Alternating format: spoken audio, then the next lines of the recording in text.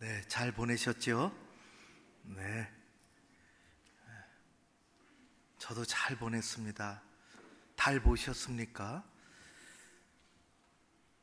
창문 머리를 좀 내놓고 저쪽에 떠 있는 달을 봤습니다.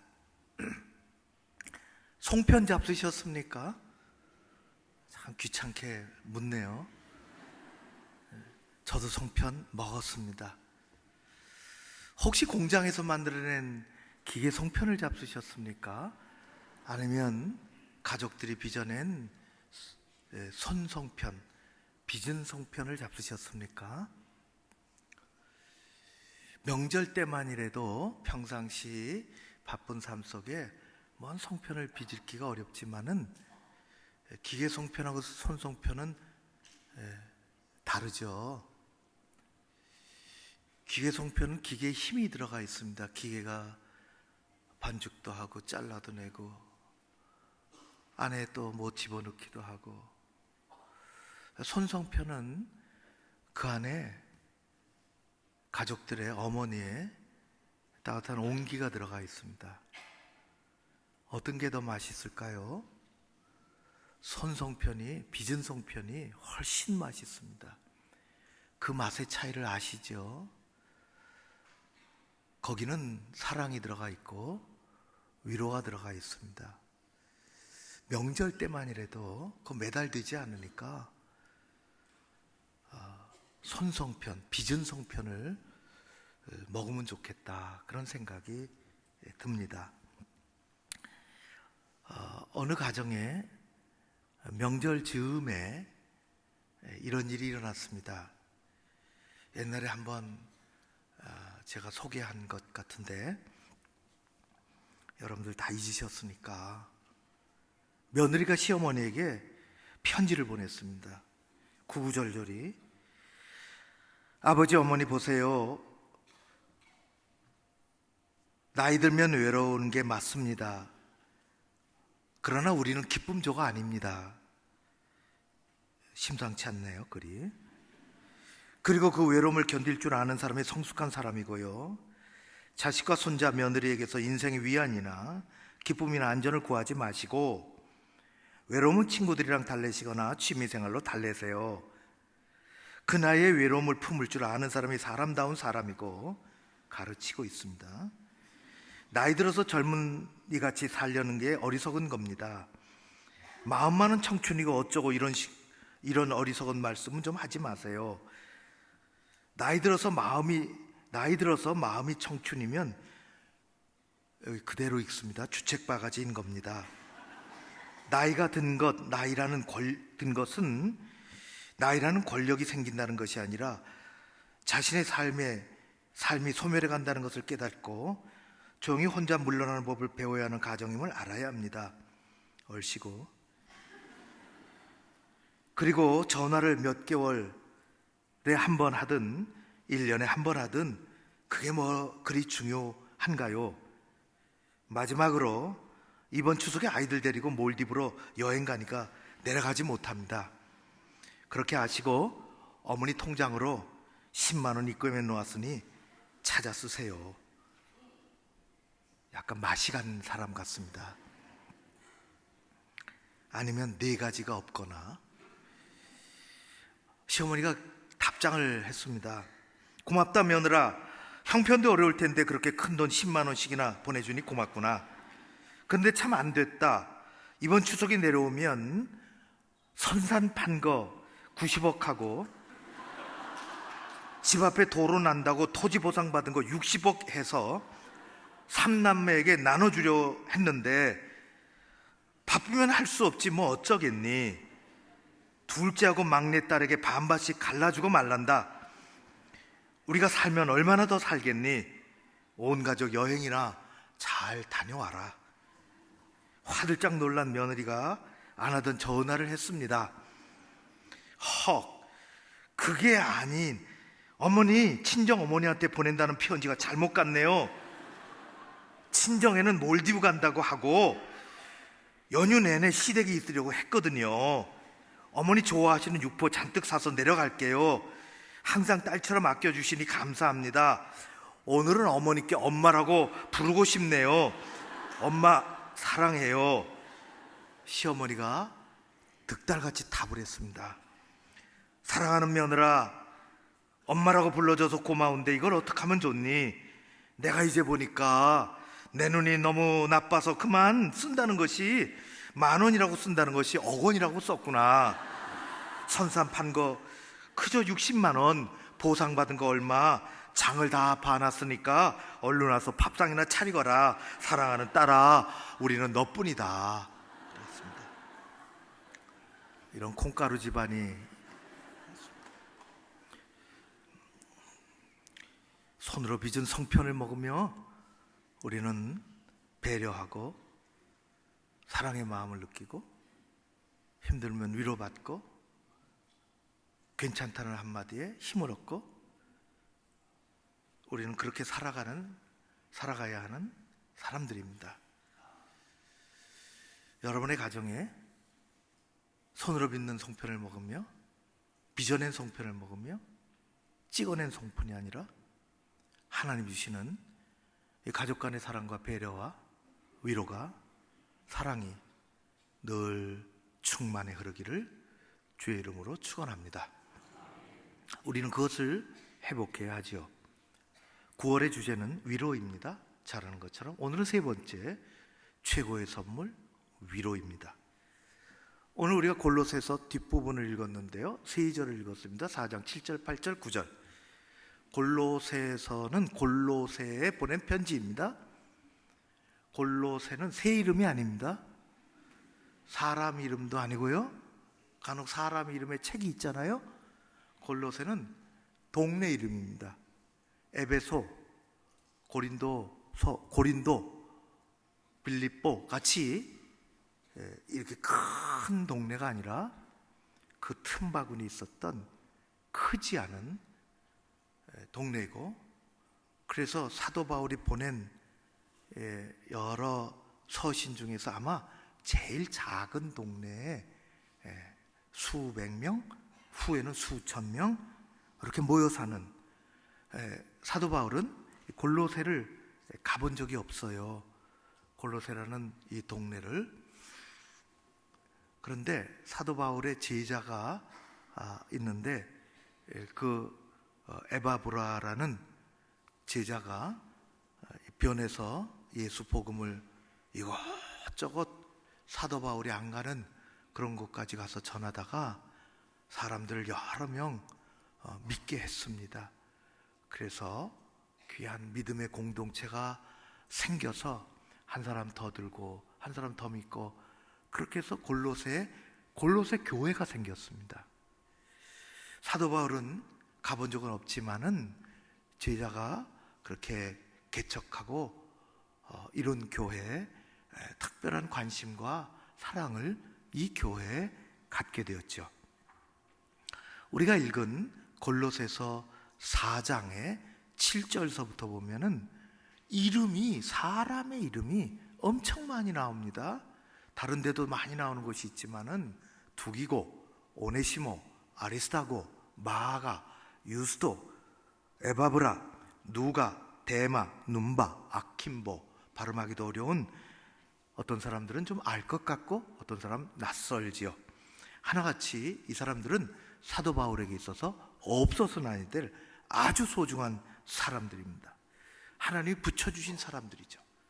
사도 바울은 독불장군처럼 일하지 않았습니다. 그 어려운 일을 어떻게 감당하겠습니까?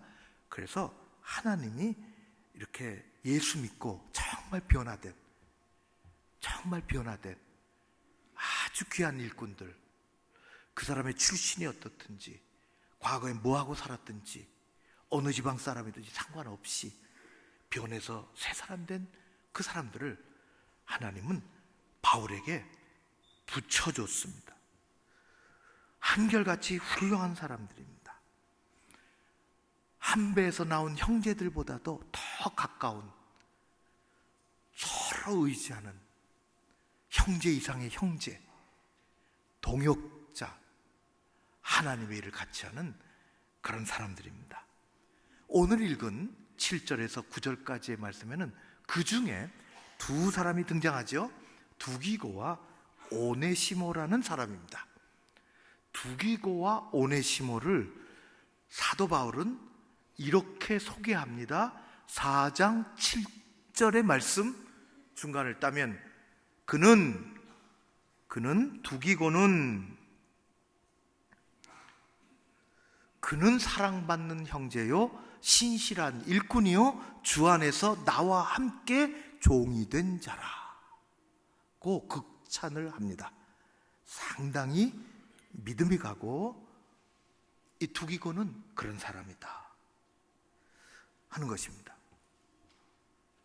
오네시모를 소개합니다. 오네시모는 옛날에는 사도 바울 만나기 전에는 노예였습니다. 노예라기보다 종이었습니다. 그런데 거기서 탈출하고 도망 나와서 범죄자가 됐습니다. 어디 살았느냐? 여기 골로새에 살았습니다. 그래가지고 골로새는 크지 않은 동네니까 살 수가 없잖아요. 도망 나왔으니까. 그러면 어디로 갈까요? 여러분들 같으면 어디로 가겠습니까? 무조건 사람 많은 데 가야 됩니다. 그 당시 제일 사람 많은 곳이 로마입니다. 그래서 많은 범죄자들이 로마로 모였습니다. 숨어 살기 좋은 곳이죠. 그러다가 이 사람은 붙잡혀서 낙인이 찍히고 탈출해 도망 나온 범죄자인 것을 알게 되니까 감옥에 들어갔습니다. 감옥에 들어가서 사도 바울을 만났습니다. 바울은 복음 전하다 감옥에 가게 됐고 이 사람은 죄 짓고 감옥에 갔는데 두 사람이 만나서 여러분 두 사람이 만나면 센 사람이 약한 사람을 변화시킵니다. 나쁜 기운이 세면 약한 사람을 나쁘게 끌고 갑니다. 우리 성령의 힘이, 믿음의 힘이, 이 선한 힘이 세면 우리는 약한 사람을 변화시킬 수 있습니다. 우리가 그렇게 되었으면 좋겠습니다.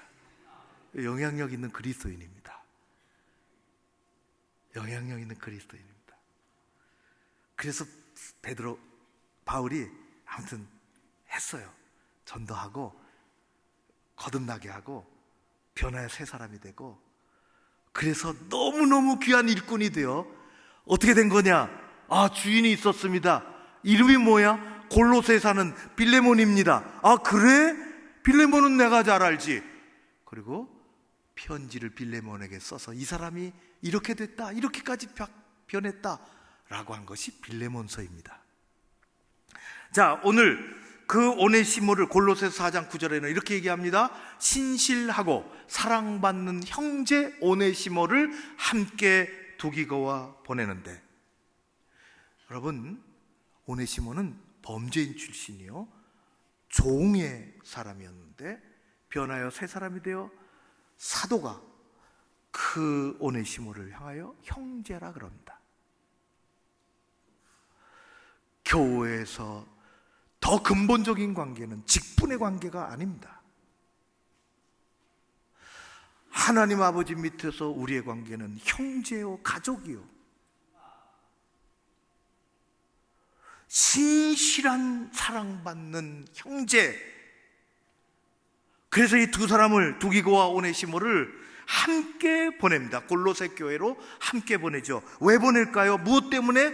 그 먼 데서 어디서 사도 바울은 지금 로마 감옥에 있어 그 먼 곳으로 소아시아에 있는 그곳으로 두 사람을 보내는 이유는 이단들이 이 교회에 스며들어 복음을 변질시키고 사람들을 혼란하게 하고 사람들을 교회 평안을 깨트리고 그렇게 하고 막 혼란스럽게 만드니까 이단을 쫓아내라고, 살아가는 교우들을 지키라고, 교회 성교를 지키라고, 교회 공동체를 보호하라고 두 사람을 보내는 것입니다.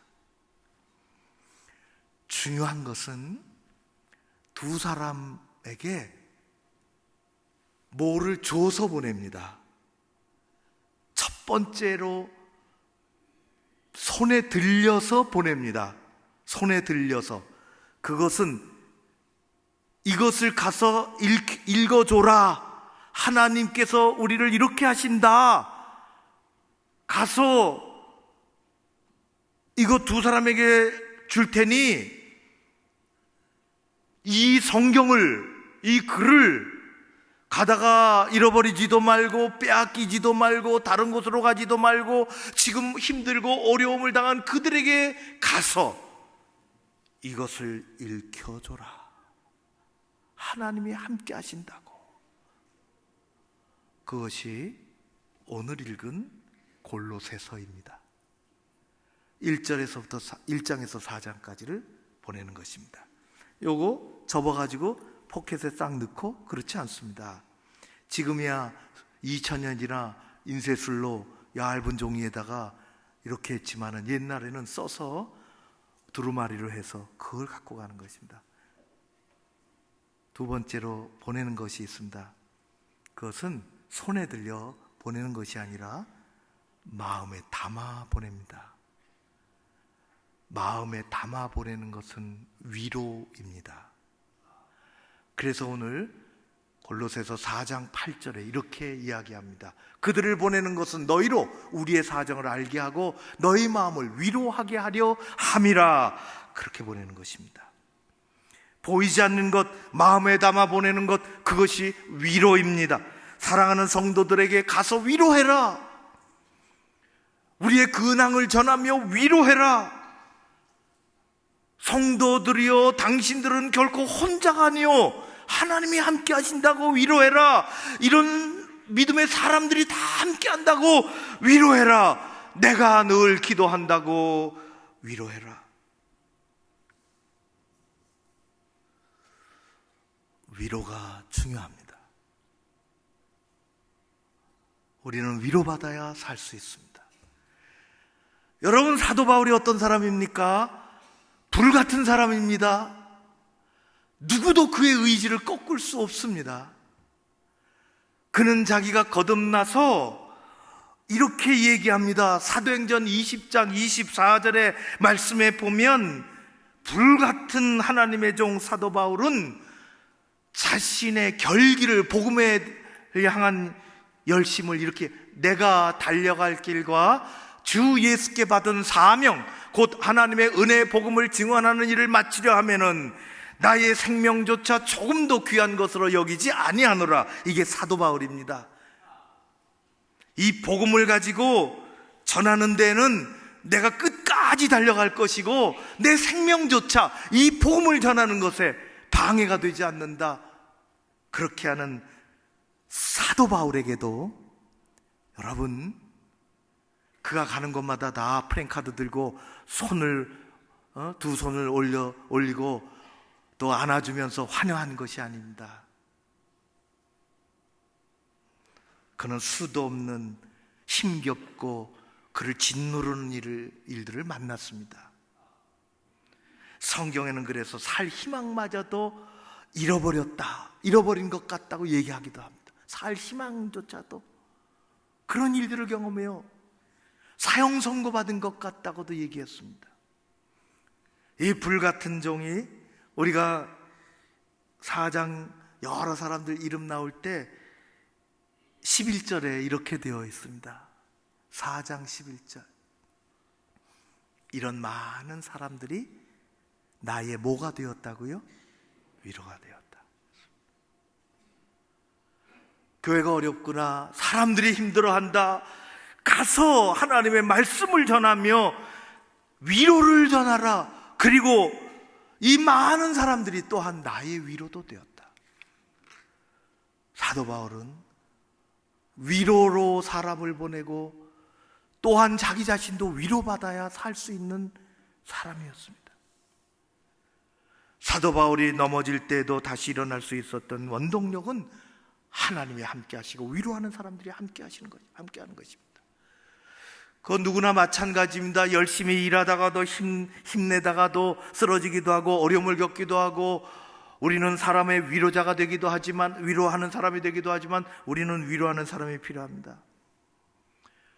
성경의 수많은 사람들의 인생을 보면 저저런 시련과 아픔을 극복한 사람들의 공통점이 있는데, 그것은 하나님이 위로해 주시고 위로의 사람들을 붙여주셨다는 것입니다. 모세는 40년 광야 생활 가운데서 그저 마음먹은 대로 다 진행하는 것이 아닙니다. 달려가지 못했습니다. 광야에서 지치고 힘들고 주저앉을 때마다 하나님이 찾아오셨습니다. 다윗은 믿음이 그렇게 큰 사람이었지만 때로는 고독스럽고 힘들고 생명의 위험마저도 느낄 때, 그럴 때 하나님은 찾아오셨고 하나님은 위로해 주셨으며, 귀한 친구 요나단이 그를 위로해 줬습니다. 엘리야도 그랬으며 다니엘도 그랬습니다. 외롭고 쓸쓸할 때마다 하나님은 강한 위로의 손으로 붙잡아 주시는 것입니다. 위로의 하나님은 하나님의 사람들을 위로하십니다. 하나님은 위로라고 하는 최고의 선물을 주시는 것입니다. 위로는 우리에게 가장 필요한 선물입니다. 가장 좋은 것입니다. 여러분이 힘들고 쓸쓸해질 때에 하나님이 위로해 주시고 위로의 사람을 붙여주시는 이 특별한 은혜의 삶을 누리는 여러분 모두 되시기를 주의 이름으로 축원합니다. 위로는 말로 나누는 것이 아니라 마음으로, 살아있는 가슴으로 나누는 것입니다. 위로는 말로 하는 것이 아니라 가슴으로 하는 것입니다.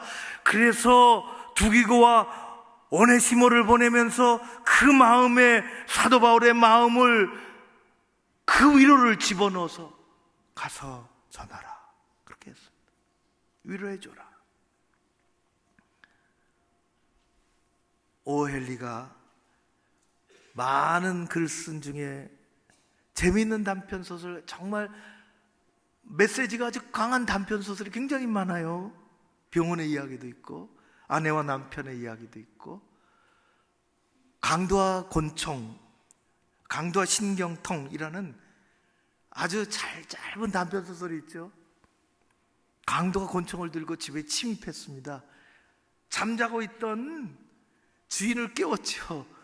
잠자고 있다가 너무너무 놀랐어요. 권총 들이대고 눈을 부시 뜨고 겁먹고 있는 이 주인을 향하여 손들어! 그랬어요. 보통 손들라 그러면 두 손 들어야 되잖아요. 두 손. 한 손을 들어, 한 손을. 뭐 할렐루야 하는 것도 아니고 한 손을 들었습니다. 손 들어! 다른 손도 들어!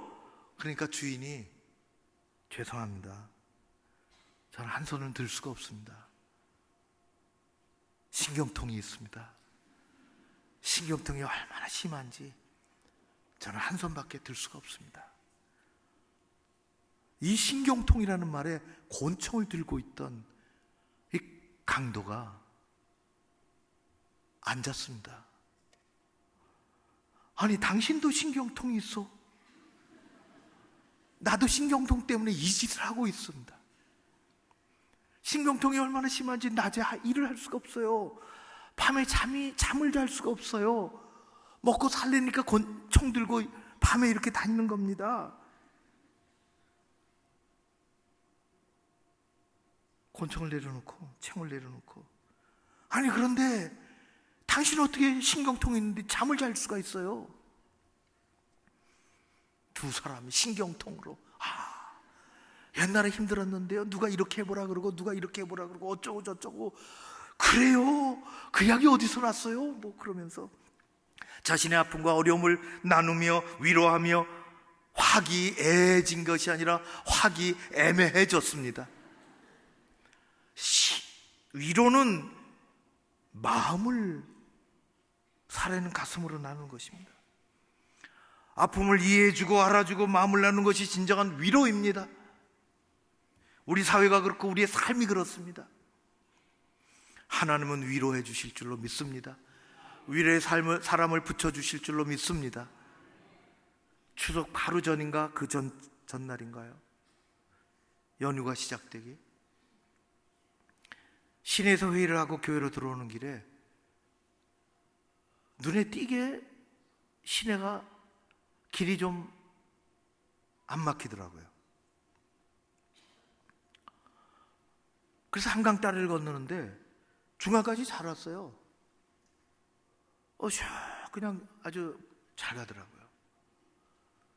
중간쯤 오니까 좀 뭐가 속도가 많이 늦어져서 왜 그런가, 그리고 바깥에 내다보니까 경찰차가 와 있고 소방차가 하나 와 있고, 조그만 소방차, 구급차 앰뷸런스가 하나 와 있고, 소방관과 경찰관들이 몇 명이 난간에서 이렇게 한강을 쳐다보고 있습니다. 무슨 상황이 벌어졌는지 넉넉히 짐작이 돼. 저쪽에 보니까 저 상류 쪽에서, 하류 쪽에서 모터보트가 이곳을 향해서 달려오고 있습니다. 무슨 상황이 벌어졌는지 알 수 있겠더라고. 누군지 모르지만.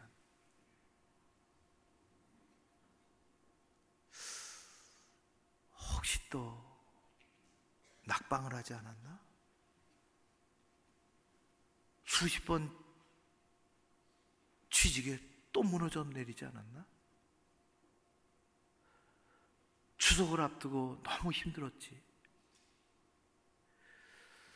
혹시 생계를 유지하고 있던 조만 구멍가게를 닫은 사람은 아닌가?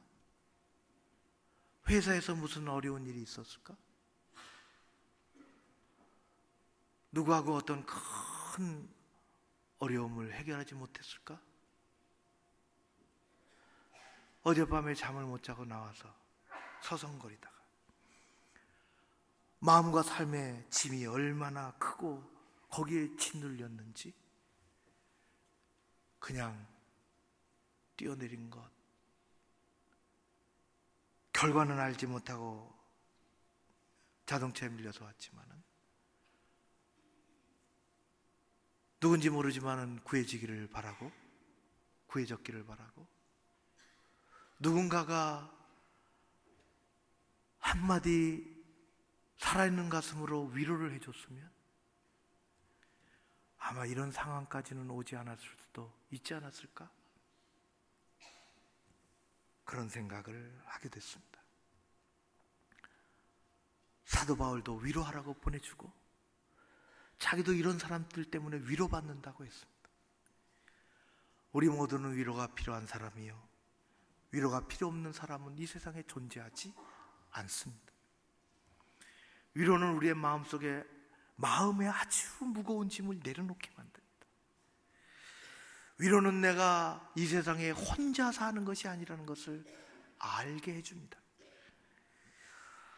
위로는 하나님이 주신 가장 소중한 선물이고 우리가 줄 수 있는 가장 귀한 선물입니다. 여러분은 마음의 짐으로, 삶의 짐으로 혹은 힘들고 지쳐있고 짓눌려있고 어려워하지 않습니까? 여러분은 혼자 쓸쓸하고 혼자라는 생각을 하고 있지는 않습니까? 사랑하는 성도 여러분, 우리는 혼자가 아닙니다. 하나님은 우리와 함께 하십니다. 하나님은 하나님의 백성을 찾아오십니다. 예배 중에 찾아오시고, 말씀 읽을 때 찾아오시고, 하나님 앞에 나가서 두 손 모을 때 찾아오시고, 기도할 때 찾아오시고, 하나님은 찾아오십니다. 그리고 하나님은 위로의 사람을 보내주십니다. 위로의 말씀을 보내주십니다. 하나님은 위로하십니다. 그분은 궁극적인 위로자시요, 오늘도 우리의 삶 속에 위로하라고 사람을 보내주실 줄로 믿습니다. 우리는 위로해야 하며 위로를 받아야 사는 사람들입니다.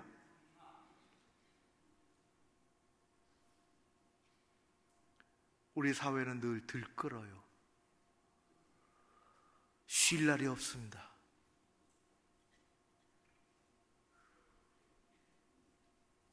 하나님께서 대한민국도 위로해 주시고 이 땅에 사는 하나님의 백성들도 위로해 주시고